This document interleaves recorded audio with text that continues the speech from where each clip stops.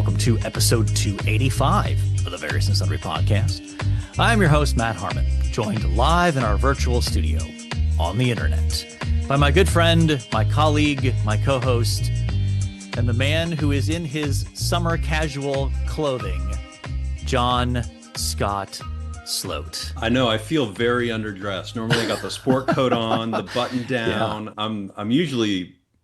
I usually dress up quite a bit, and not today. Not today, though. Not today. So, well, we're going to jump right in here, and I'm going to give the contact points here. If you want to contact the show, you can find us on Twitter, now known as X, at VNSPod. You can email the show, variousandsunDrypodcast@gmail.com. You can find us on Facebook and on YouTube, and we would love for you to leave a 5-star rating on whatever platform you access the show. All right, John. Well, we are joined by a special guest today. This is one of the episodes we look forward to every year. It's the culmination of our summer reading project, where we pick a book and we go through it in like 4 weeks, and then we culminate that by inviting the author on to talk about it. And so it is my privilege to introduce to our listeners Matt Smethurst. He is the lead pastor of River City Baptist Church in Richmond, Virginia. He's authored several books, including Before You Share Your Faith, Before You Read Your Bible, and also a book on deacons. And he's also the co-host, along with Lig Duncan, of the Everyday Pastor podcast, which is excellent. Highly recommend that. And he's a man who, of course, is on the podcast today because he wrote Tim Keller on the Christian Life, the Transforming Power of the Gospel. And so, Matt, welcome to the Various and Sundry podcast. Thank you. And I didn't even get the memo about the dress code, but I fit right in with the t-shirt. So absolutely do. The summer vibe. Thanks for having me, guys. Yeah. Great to have you. As we usually do, we start off with a little bit of sports talk, and so we won't necessarily go up to, focus on during the summer. At least for me, there's not as much that I follow. John's a baseball guy, so he follows the Mets.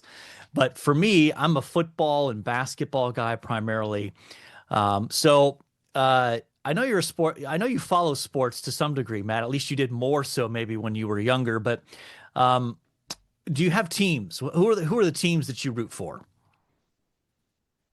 Well, growing up, I was an obsessive Chicago Bulls fan, 1990s Bulls. Everything else oriented around that was the sun in the solar system around which everything else orbited. I was also on my dad's side of the family. There's generational Red Sox fandom. I don't currently follow the Red Sox very carefully beyond knowing that they're pitiful this year and have lost more games than they've won. But, 2004 was a monumental year in our family. And I enjoyed the recent, I think it was a 3-part Netflix documentary on that year, 2004, for the Red Sox. Yeah. Ken Griffey Jr. fan, of course, like a lot of other young kids in the 90s back in the day. But I don't follow any particular team currently. I more am just wanting to watch great games. So if it's March Madness, I'm pulling for the upset. NBA Finals right now, I'm pulling for the Pacers. And I love that they're up 2-1. It just makes for a more interesting series. Yeah. Sorry, that really dated the episode for me to just say that. No, it's fine. No, it'll release. By the time this releases, there'll probably be 2 more games that have been played. But so did you play sports in growing up in high school? Yeah. Yeah. So my dad was a high school athletic director and varsity basketball and baseball coach for 30 years. So I grew up in gyms and locker rooms, and it was a small private school, so it was he was kind of a one-man operation. So I would sometimes go with him early in the morning before school to line a soccer field. So yeah, very sports oriented upbringing. And you mentioned you have you said an 8-year-old son who's interested in sports. What are some of his what is he like? What teams? Yeah, he is an 8-year-old jock. It's very it's cute and it's fun to see how much. I mean, he loves especially basketball. He's naturally more athletic than I was as a kid. He's kind of good at any sport he takes up, it seems, but basketball is his first love, and his favorite player is Steph Curry, which can be a dangerous thing because it tempts all of these young kids to just want to chuck up threes and Oh not yeah. Yeah. actually work on the fundamentals and a good shooting form. But I can't blame him too much. Steph is really fun to watch. There was a season there. There was a period of time where the Steph Curry three-pointer was like the most exciting thing in sports, right? It was anytime he had the ball, you were just watching to see what happened. Exactly. Yeah. Yeah. And I've given him some of my old cards. I was a huge baseball and then especially basketball card collector, Hmm. and I have given him various cards. So it's funny. He knows 90s players pretty well. There's also this old VHS tape that you can now watch on YouTube called NBA Superstars, which was highlights of various players set to particular songs. And he's watched that a lot of times. So if you were to ask him today who his favorite players are, he would say, Steph Curry, Michael Jordan, Kevin Durant, Larry Bird. I don't think he completely understands that all of these people are the age of his grandpa. Well, you did mention, and this, both of us picked this up in the acknowledgments that you're still waiting for a publisher to give you the opportunity to write the definitive case for why Michael Jordan is the greatest basketball player of all time. You want to give us like a Cliff Notes sort of sketched outline that maybe a publisher might hear this and go, "Yeah, let's take a flyer on this guy." Oh man. Well, some arguments, some debates do need to be put to rest, and I feel like someone needs to volunteer as tribute to write that definitive case. Um, LeBron is an incredible player, and I'm not a LeBron hater, but I am more convinced with every passing year that no one can come close to Jordan when it comes to pure excellence and dominance at every level of the game. Particularly, this debate often turns on efficiency versus longevity. So if you Mhm. look at longevity, LeBron has played for a lot longer than MJ, and so he has more cumulative stats over the course of a career in many respects. But I think that the longevity argument breaks down pretty quickly when you just look at, for example, most free throw attempts made. Well, Shaquille O'Neal made more free throws than Steph Curry has made, but that doesn't make him a better free throw shooter.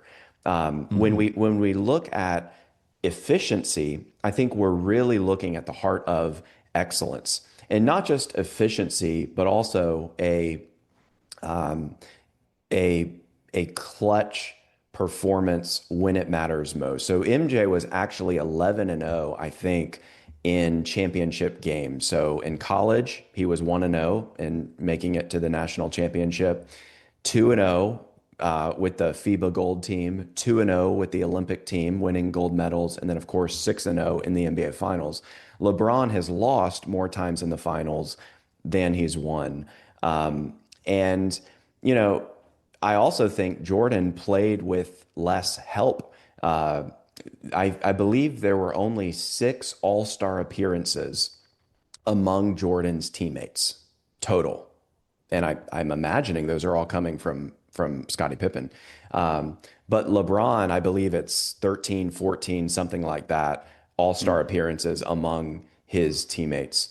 And so, yeah, Jordan wasn't the greatest of all time at everything, at every aspect of the game. It's been said before that, if you want rings, look at Bill Russell. If you want stats, look at LeBron. If you want MVPs, look at Kareem. If you want records, look at Wilt. If you want dominance, look at Shaq. If you want dunks, look at Vince Carter. If you want intensity, look at Kobe. But if you want it all, look at Michael Jordan. And so that's a brief appetizer into the discussion, of course, that we could have for hours. Well, I'm impressed that you literally just pulled that off the top of your head. This is clearly something you have thought about extensively, and so maybe a publisher will jump in. One of the things I've done as I've been recovering from my retina surgery is I rewatched The Last Dance. Okay. Yep. And it's now, let's admit, there's a good bit of MJ propaganda in it, right? In terms of he had creative control over it, but it does highlight certainly his dominance, and there's never been a better competitor, someone who's more competitive and more driven than Michael Jordan. And I don't think that'll ever be matched. Yeah, he had control over the content, not so much over his language. It's also Amen for to those that, who yes. haven't watched it, fair warning Yes. on that level. Yes. Yeah, but yeah, just in terms of dominance, from 1990 to 1998, the Bulls never lost 3 consecutive games.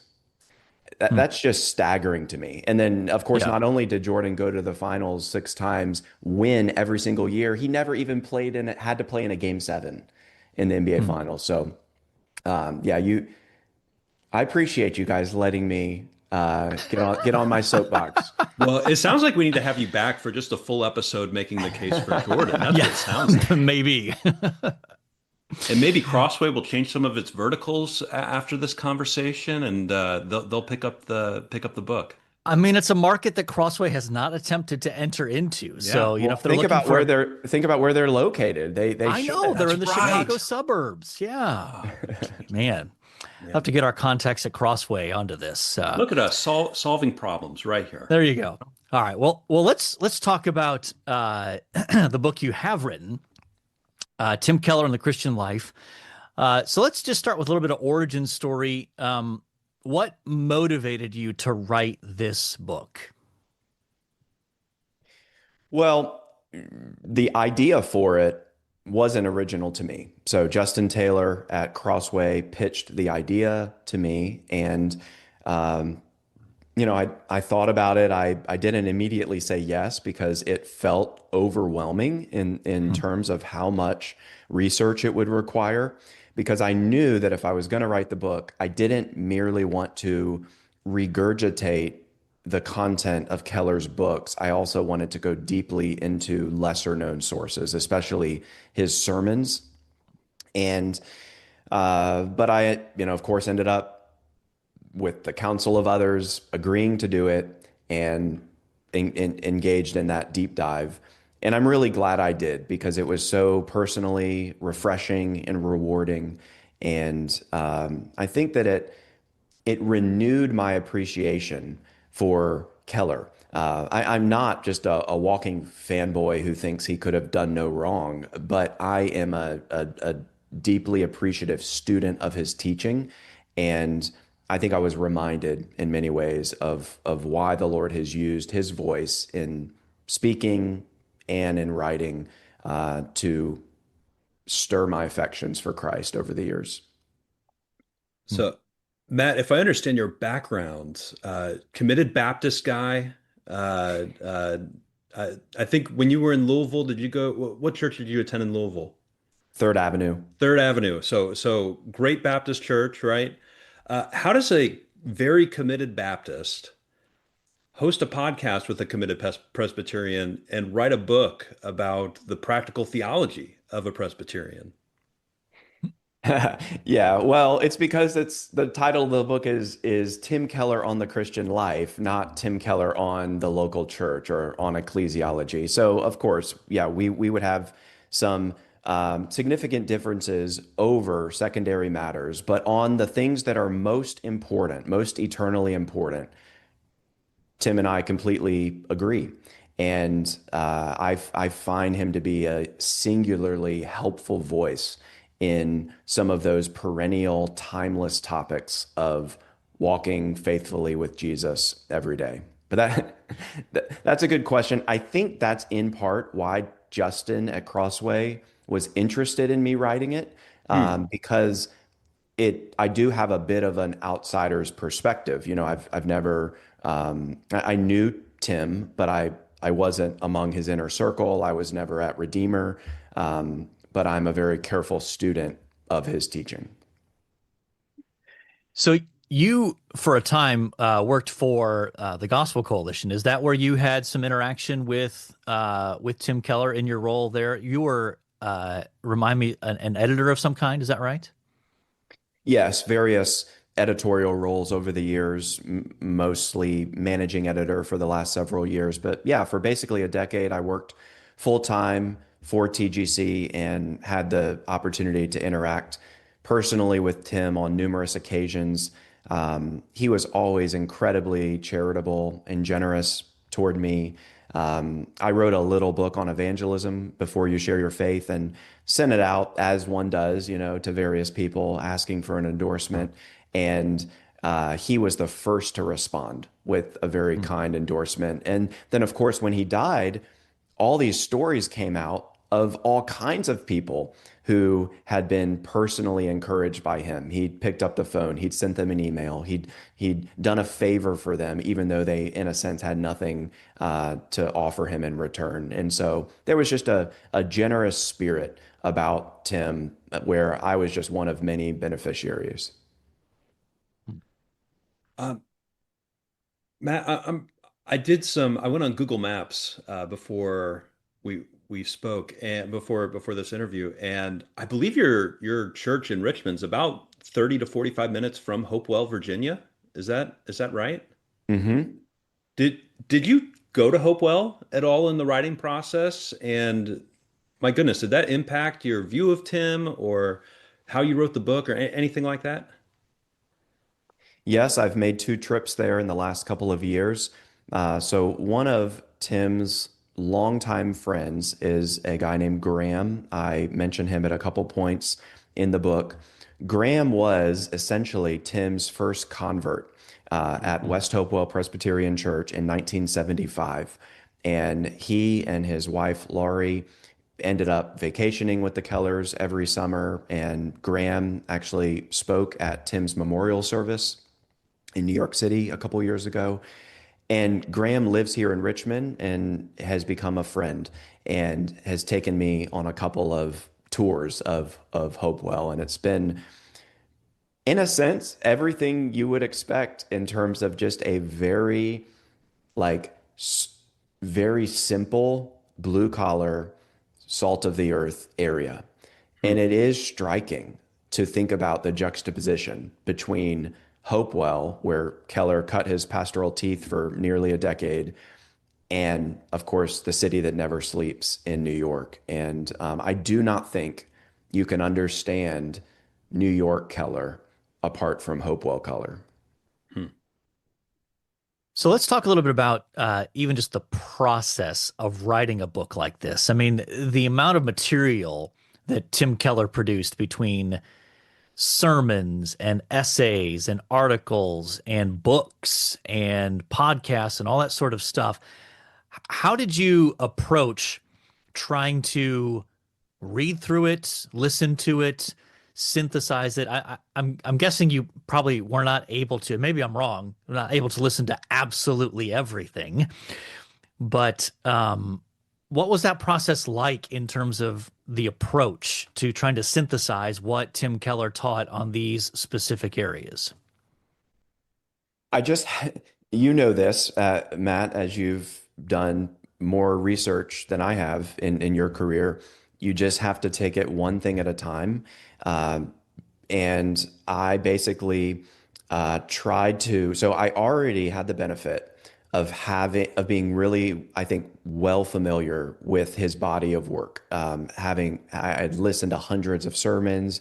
I'd read, so he published 31 books. I want to say I had read in the upper 20s of those books. And therefore, in preparing for this Tim Keller on the Christian Life book, I just revisited all of the books I had read and looked in particular at the things that I had underlined, the things that had struck me, and uh, but also noticed some things that didn't, because of course, when I read Counterfeit Gods in 2010, I read Generous Justice in 2011. There's all kinds of ways in which I've grown, and so I was also gleaning new insights from them. So I reread all the books. I do have access to all of his sermon transcripts from Hmm. Logos. So I didn't listen to all those sermons. I was able to keyword search a lot of things, which was really helpful. And yeah, it was sermon prep on steroids, because with a sermon, I always tell preachers, or aspiring preachers, the hardest thing is what to cut. It's not, are you going to have enough material? It's not like on Wednesday you have 20 minutes of content, Thursday you have 30, Friday you have 40, and you're done. It's more like Wednesday you have 60, Thursday you have 50, hopefully Friday you'll have 40. And so it was that, just, to at times what felt like an infinite amount, with the mountain of material. But I just had to start somewhere, tried to distill it down, and am hopeful that it will leave people wanting more and wanting to dive even deeper into his body of work. Matt, how did you select the different topics? I mean, there were some that are just obvious, right? There's a chapter on justice, a chapter on idols, but Tim has so much. What was the triage like? How did you make those Hmm. decisions? Hmm. Well, I remember where I was sitting in, I guess, summer of 2023, after I had agreed to write the book. I was sitting by the pool, actually, and trying to come up with this table of contents. And what's interesting is what I came up with that afternoon pretty much remained. Hmm. And again, that was just me trying to reflect on everything I had heard and read from Tim. What are the most prominent themes related to Christian living? Uh, I will say there were two chapters that didn't end up making the cut. One was I was going to do a whole chapter on the church, and the way he taught on, essentially, um, not so much the finer points of church polity, but on the importance of church involvement, church membership for any Christian. I ended up just folding that into the chapter on friendship. So it's a long Hmm. section in the friendship chapter. It's not a whole chapter. And then the other topic was going to be on cultural apologetics, which I Hmm. think, for anyone who's familiar with Tim, knows that that's really important. And of course, the Keller Center for Cultural Apologetics is intending to carry on that mantle. But in consultation with the publisher, we just realized, the focus of this book is pretty narrowly on everyday discipleship, spiritual Hmm. theology. And this is probably a little more outward facing than makes sense for the scope of this particular book.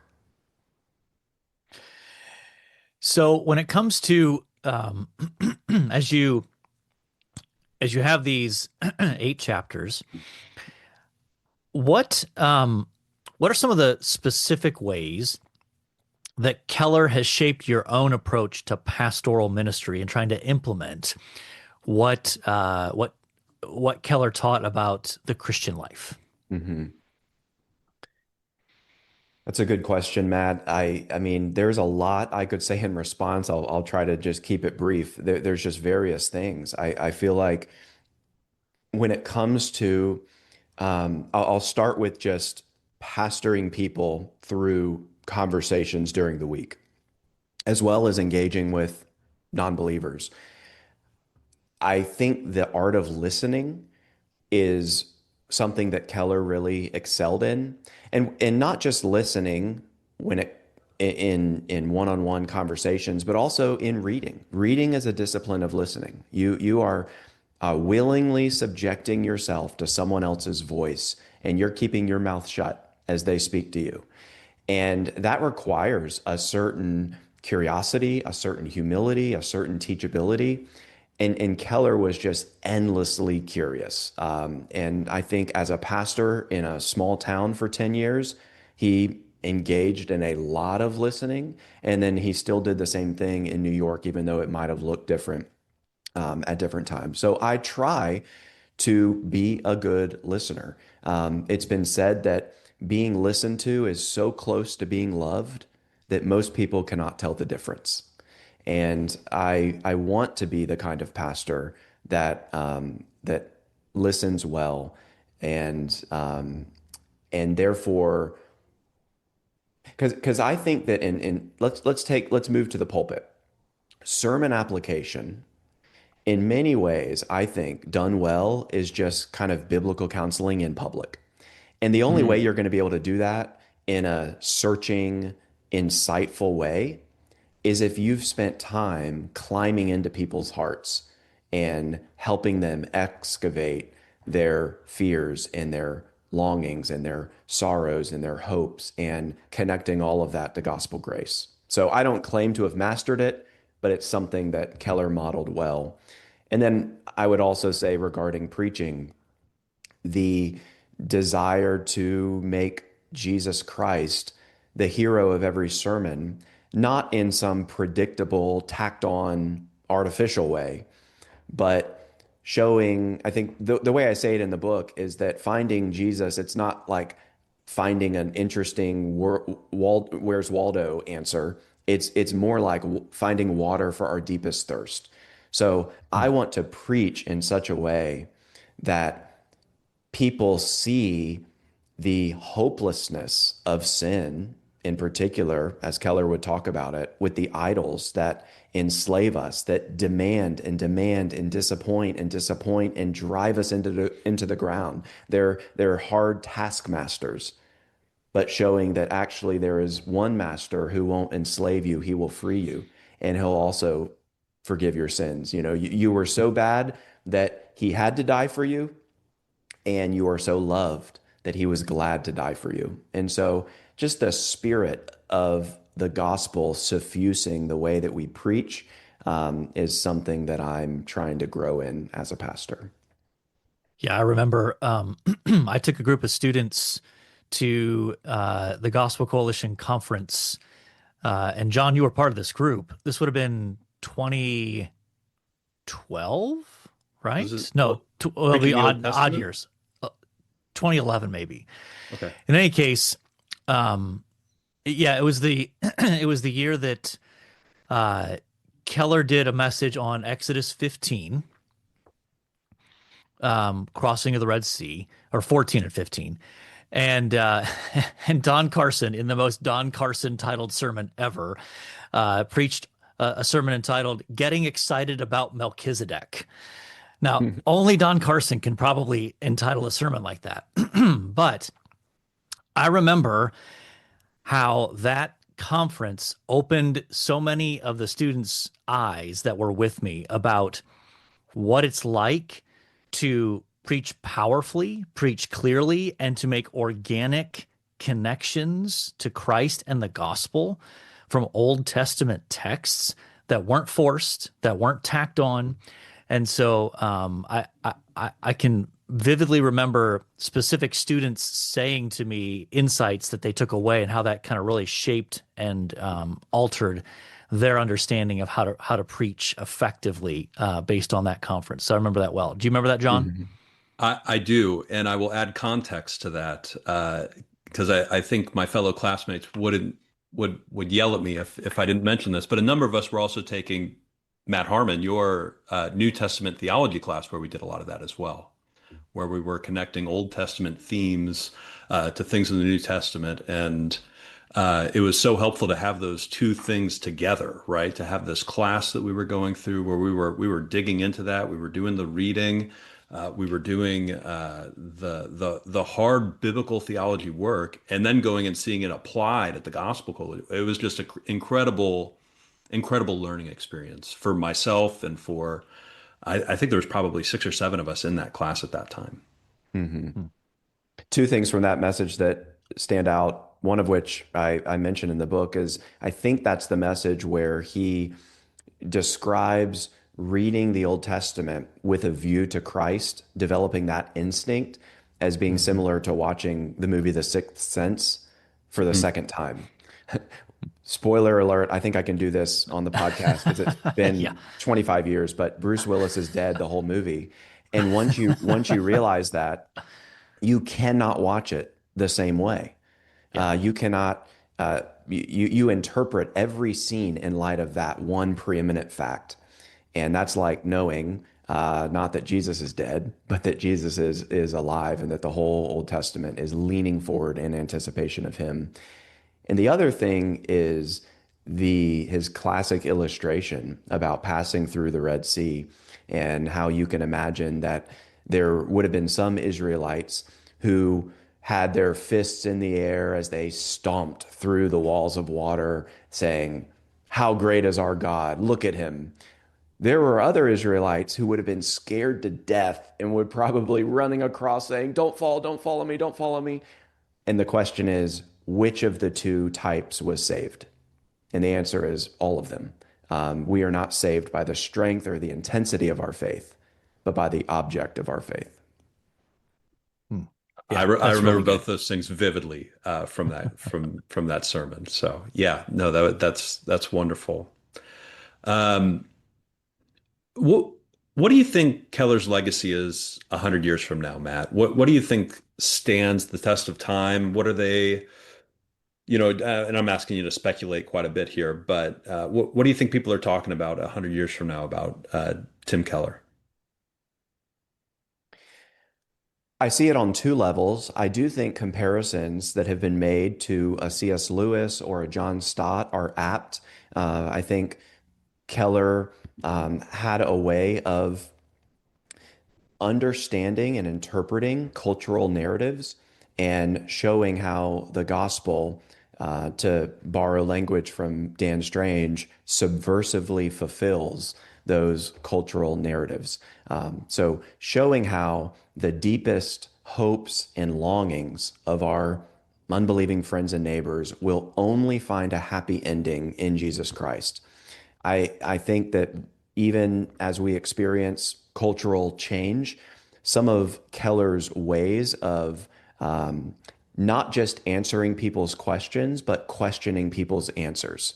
The art of the apologist, and again, the art of good listening, is something that will endure in terms of his example.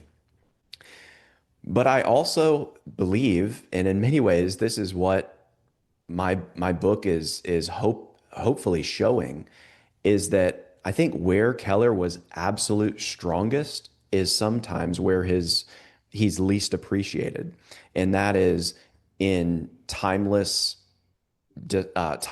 counsel for everyday Christian living. So as I revisited all of his material from years ago, if anything, I was struck by how fresh and relevant it still is. Honestly, I think that a lot of people out there, particularly pastors, might feel like, oh, I've already had my Tim Keller phase. Mhm. I I listened to the sermons, I went to the conferences, I read the books, I got what I needed from Keller, and I've moved on. And to borrow an illustration that Tim himself would use, people are like a tree. If you cut a tree in half, you see the rings inside the tree. That's like the influences that have shaped a person. If you cut someone in half and you see the rings, well, that's the voices that you've most internalized. And I think there's a lot of people out there who think, yeah, I've got the Keller ring, but they don't realize how faint it's grown. Hmm. And even for someone as familiar with his body of work as I am, when I went back into his sermons and into his books, I realized my Keller ring had grown faint. And I was just struck by how much I think he still has to offer in terms of the very kinds of things I'm wanting to teach my church members, encourage them with, as the gospel applies to all of life. Hmm. That's really helpful. I wonder if you, again, this is probably an almost impossible question, but if someone comes to you after reading your book and they're like, okay, I haven't read any Tim Keller directly. I've only had him mediated to me through your book or maybe through what other people say. Um, where are you starting to point them to in terms of, well, here's where you start with Tim Keller? I mean, again, he's written so much and obviously a huge sermon archive. But where would be some places? Let's think of his books. So where would you probably start in pointing someone, or maybe give a few suggestions? Because obviously part of that would probably depend on, well, what are you interested in, or what itch do you feel the most need to scratch with Keller? So where would be some places you'd start them with? Hmm. Yeah, if it's an if it's a non-Christian who is a reader, a thinker, I'm probably going to start with the book Making Sense of God, which he wrote after The Reason for God, but he described it as a prequel to The Reason for God. And again, that's a book where he's looking at various modern moral values, justice, freedom, identity, things like that. And he's showing how ultimately all of those things are coming from Christian resources. In other words, a non-believer is using borrowed capital to believe. Glenn Scrivener's book, The Air We Breathe, is great on this, where he distills a lot of scholarship from Tom Holland and others to show that Christianity is really the moral assumptions and intuitions of Christianity have so shaped the Western world that even to critique Christianity, we're often having to do it with Christianity's own tools. But that's a separate conversation. But I would say Making Sense of God, I think, is one of Tim's denser books, but it's also one of his more underrated books. For a Christian, or for someone who it has gotten over some of the main apologetic hurdles and is really interested in engaging with the gospel, I still think The Prodigal God is the most distilled essence of Keller's approach to describing the gospel. And I have a whole chapter, Three Ways to Live, where Keller talks about there being one way to be saved, but actually two ways to be lost. And that those two ways of being lost are really powerfully illustrated in Luke 15, the parable of the prodigal sons, and his little book, The Prodigal God, he even said himself, this is the most pure distilled Keller when it comes particularly to the gospel.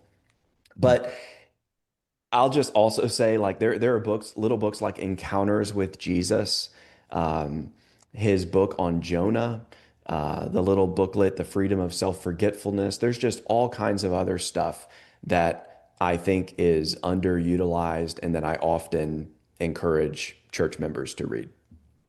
Hmm. So when I had student workers, I would always have 8 to 10 student workers, and at Christmas I would buy them different Keller books. And my hope for them was that they would go home over Christmas, read the book, and come back and report on it.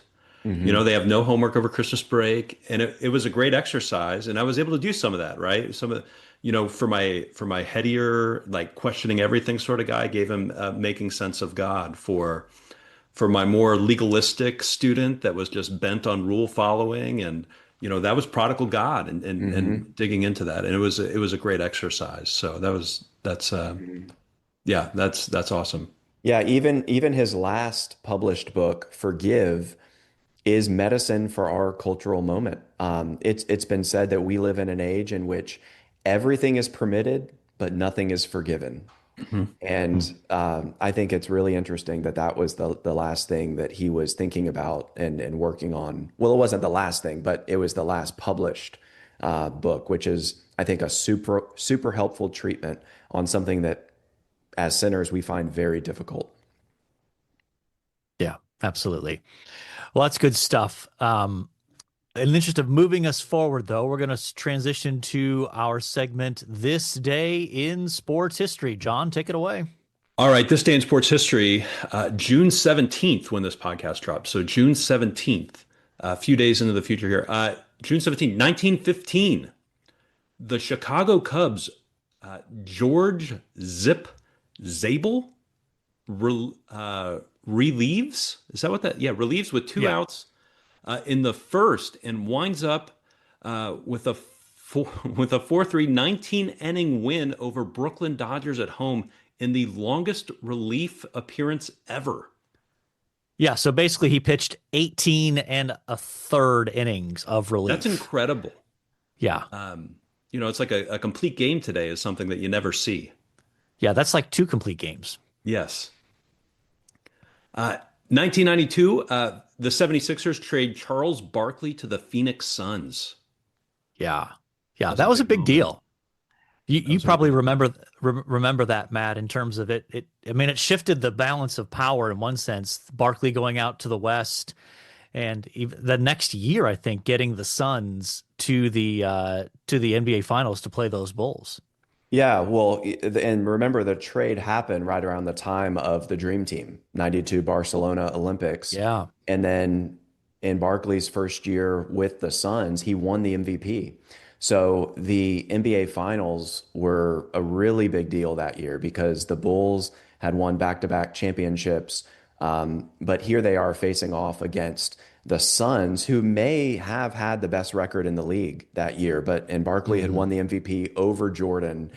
And if I can just slip it in, Jordan averaged 41 points in the 93 finals. Well, he was clearly motivated. I mean, he was the master of creating slights to motivate himself. He didn't need to create one when Barkley won the MVP that year. That was a guarantee of him being motivated to take out his aggression on the Suns. But that Suns team was pretty stacked with Barkley and Dan Marley and Kevin Johnson. Hmm. And was no, it was Hornacek wasn't on that team yet. He was still with the Jazz. That's right. So Yeah. anyway, all right, John, back to you. This next one, I remember watching as a young kid. 1994, O.J. Simpson does not turn himself in on murder charges, and the L.A. police chase his Ford Bronco for an hour and a half before he eventually gives up on live national television.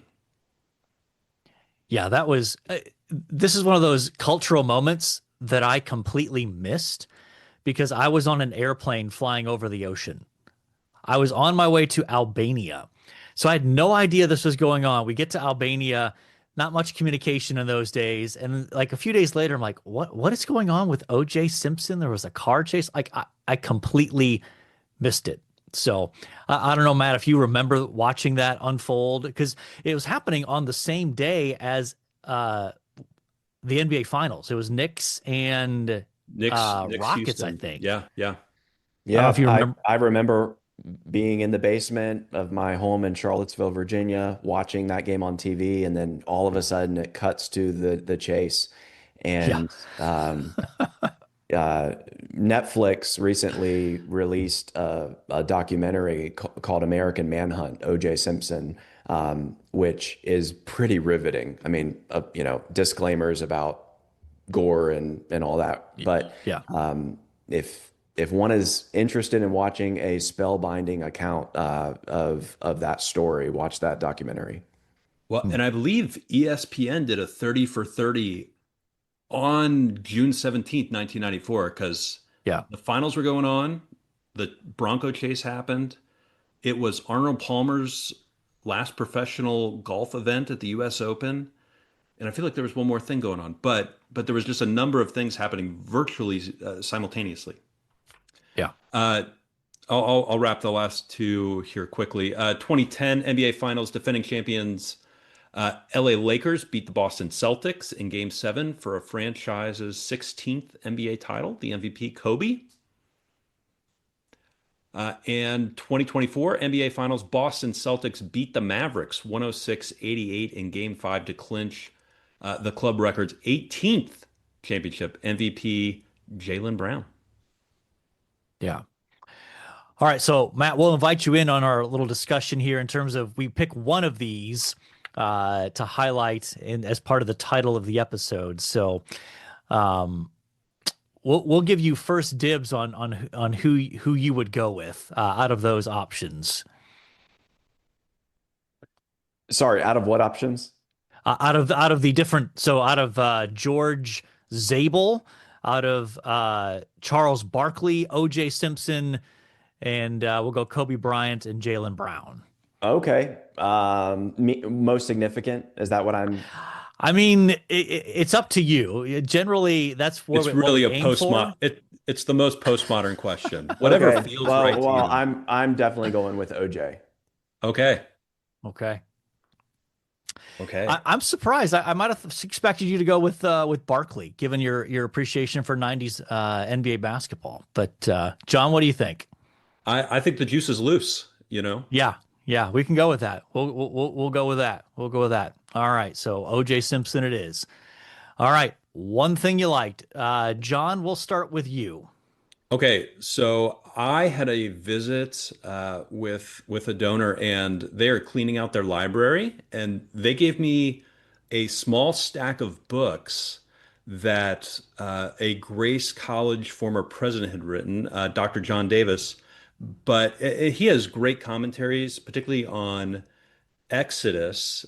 Moses and the God of Egypt is probably his best work. But these books were more comical. They were Why Carp Are Smarter Than Trout. And he has a whole book about this. And he has a number of books about how to survive in the hospital. You know, just a whole bunch of comedy books that I have in my office now that are just fun that just show how well-rounded of a human he was, from doing archaeology to writing comedy books. I know he has published music albums as well, and I know he called games for the Fort Wayne Comets here in Indiana. He was the play-by-play guy for the minor league hockey team. He was an incredible human, still living today.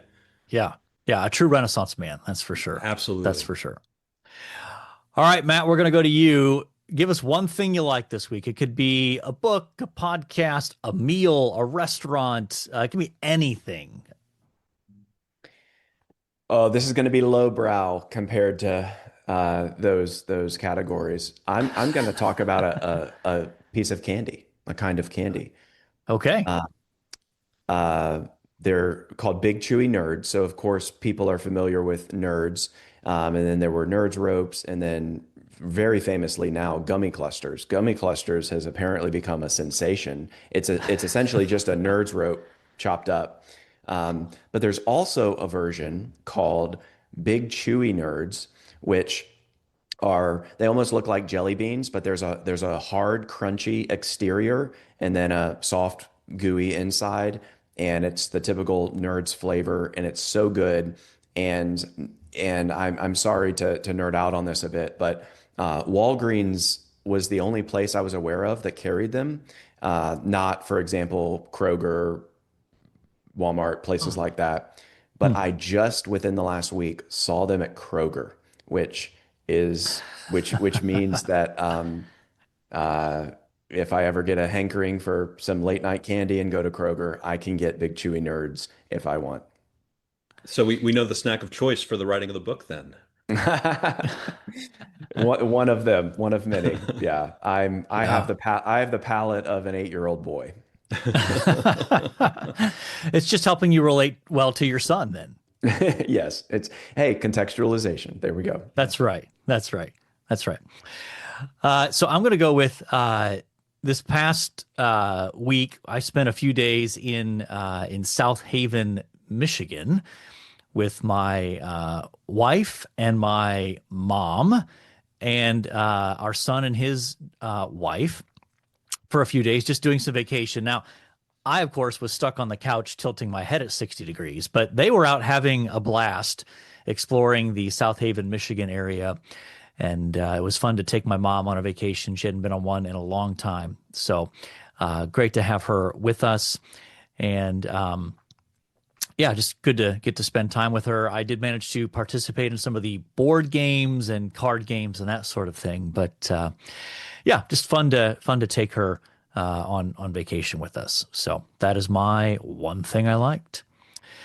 Well, Matt, thanks so much for joining us on the program. We both really enjoyed the book, appreciated it, and I really think it's going to continue to serve people well to give them an introduction into the many insights that Tim Keller had on the Christian life. So thanks for being on the program with us today. Yeah, brothers, thanks for having me. All right, John, we have talked about a little bit of sports, a little bit of NBA Finals. We have talked about Tim Keller on the Christian life with the author Matt Smethurst. We have talked about O.J. Simpson, The Juice is Loose. We have talked about, now what was it again, Matt? Big tasty nerd? What was the They big are. Tasty nerds. That's a good description. Big chewy nerds. Big chewy nerds. There we go. Big chewy nerds. Yes. Very good. Very good. And we have talked about, and John, I've already forgotten yours. I'm sorry. What was your one thing you liked this week? I got some of the John Davis's lesser known works. Yes, the John Davis books. Yes.